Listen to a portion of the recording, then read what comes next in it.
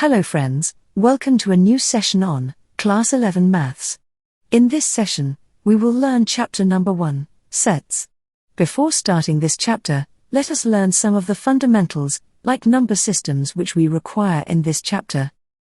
Let us start with natural numbers. Natural numbers are also known as counting numbers, which is 1, 2, 3, etc. up to infinity. Then, we learned about whole numbers, which is 0, 1, 2, 3, etc. up to infinity. After natural numbers and whole numbers, we learned about integers. Integers includes negative of all natural numbers, 0, and all positive natural numbers. Then, we learned about rational numbers.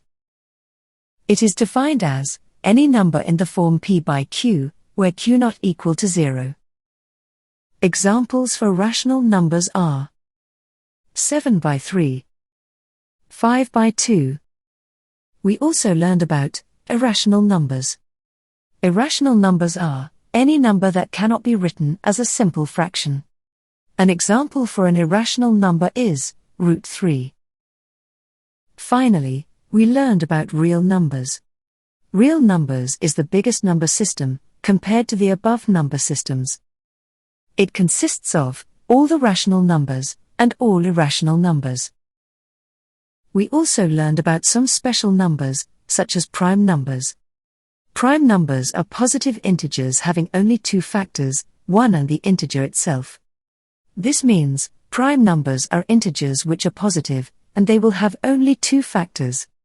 One factor will be the integer 1, and second factor will be the number itself.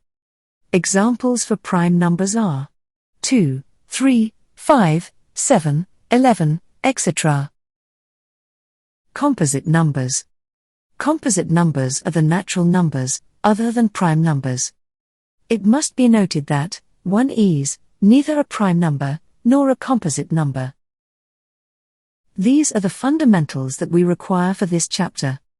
For further usage, please remember these fundamentals.